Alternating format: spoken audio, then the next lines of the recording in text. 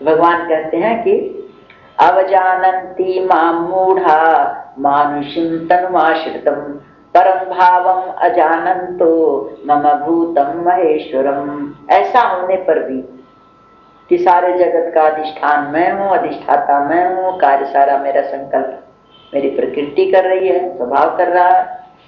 ऐसा होने पर भी मेरे परम भाव को नहीं जानते वो मूर्ख लोग, मेरे परम भाव को नहीं जानते कि ये सब कुछ मैं ही मैं हूँ, मेरी सत्ता से सब कुछ हो रहा है, मेरे सिवा दूसरी कोई वस्तु है ही नहीं।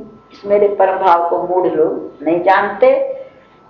मैं जब आता हूँ अवतार लेकर के सृष्टि में, तो मेरे को भी सब साधारण मनुष्य समझते हैं, सबको ये सब, मेरे को भी, मेरी ये जो व्यापकता प्रभाव इसको नहीं जानते, मेरे को भी एक साधारण मनुष्य की तरह से समझते हैं।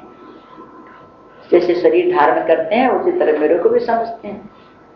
तो कहते हैं मेरे को, मैं जो संपूर्ण भूतों का महान ईश्वर हूं, संपूर्ण भूत, आकाश वायु अग्नि जल पृथ्वी जो भी सृष्टि है, सब हम लोग जो भूत हैं उनका तो है ही, जड़ चेतन का तो, लेकिन महान भूत जो ये महाभूत आकाश वायु अग्नि जल पृथ्वी आदि जो मूल कारण है सब जगत का, उनका भी ईश्वर मालिक मैं हूं। तो ऐसे संपूर्ण भूतों के महान ईश्वर को मेरे को तुच्छ समझते हैं, मेरे को एक साधारण समझते हैं। मैं अपनी योग माया से संसार के उद्धार के लिए मनुष्य रूप में आता हूं।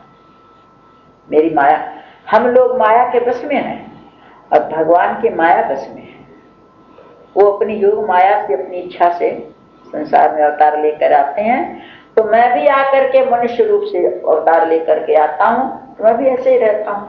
क्यों, जैसे चाहे काछिए तस चाहिए नाचा, जैसा सांग बनाए वैसा ही तो नाच करना चाहिए। तो मैं भी वैसा आकर के साधारण मनुष्यों की तरह से रहता हूं, लेकिन जो समझते नहीं वो मेरे को साधारण मनुष्य ही मानते हैं। मेरे प्रभाव को जो नहीं जानते, तो महाराज जो नहीं जानते, क्या कारण है?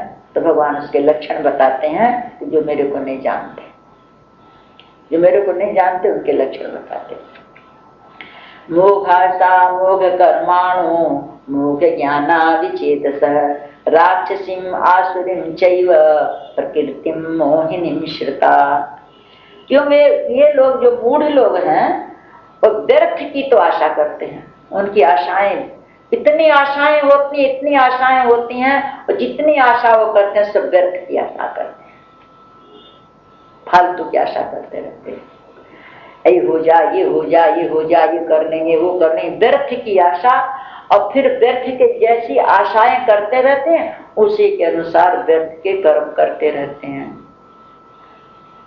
व्यर्थ के कर्म करते रहते हैं, व्यर्थ बोलते हैं, व्यर्थ के चलते हैं, व्यर्थ की इच्छाएं करते रहते हैं, सोचते नहीं क्या बोल रहे हैं, क्या कर रहे हैं, क्या करना चाहिए, उनके पास कोई सोच नहीं है, व्यर्थ की बातें करते हैं, सब जो क्रिया करते हैं व्यर्थ। अब व्यर्थ है ज्ञान, उनका ज्ञान भी, चित्त तो विक्षिप्त रहता उनका, कहीं ठिकाने रहता ही नहीं, चंचल हर समय। अब व्यर्थ का ज्ञान, दुनिया भर के ज्ञान का मनसूबा बांधते रहते हैं, मनसूबा, ज्ञान कुछ नहीं है और अपने को बड़ा भारी ज्ञान समझते रहते हैं। अब व्यर्थ का ज्ञान, जिस ज्ञान को जानने से कल्याण हो, ज्ञान का तो पता ही नहीं है, मैं कौन हूं ये तो ज्ञान ही नहीं है, लेकिन अपने को बड़ा भारी पंडित समझ करके जितनी सृष्टि सबको जानना चाहते हैं, इतने जानकार समझते हैं, बेमतलब के ज्ञान अपने माथे में भरते रहते हैं, और चित्त विक्षिप्त रहता है। वो अज्ञानी जन की फिर क्या स्थिति हो जाती है, उनकी प्रकृति जो है ना वो आसुरी हो जाती है, राक्षसों जैसी, राक्षसी आसुरी और मोहिनी प्रकृति। मोहिनी प्रकृति अज्ञानता है, वो स्वभाव, प्रकृति स्वभाव को कह रहे हैं, वो धारण किए रहते हैं। उनका कभी न आसुरी भाव छूटता नहीं, कभी क्रोध हो जाता है, कभी रजोगुण बढ़ता रहता है, कभी लोभ बढ़ता रहता है, उसी में लिपटे रहते हैं। उनका स्वभाव उसी को धारण किए रहते हैं, कभी शांति को धारण नहीं करते। वही वृत्ति बनी रहती है समय, मूढ़ लोगों की, मेरे को जानते नहीं। और जो मेरे को जानते हैं, मेरे भक्त जो हैं, अब उनका उदाहरण दे रहे हैं। ये तो मूढ़ लोगों का बताया।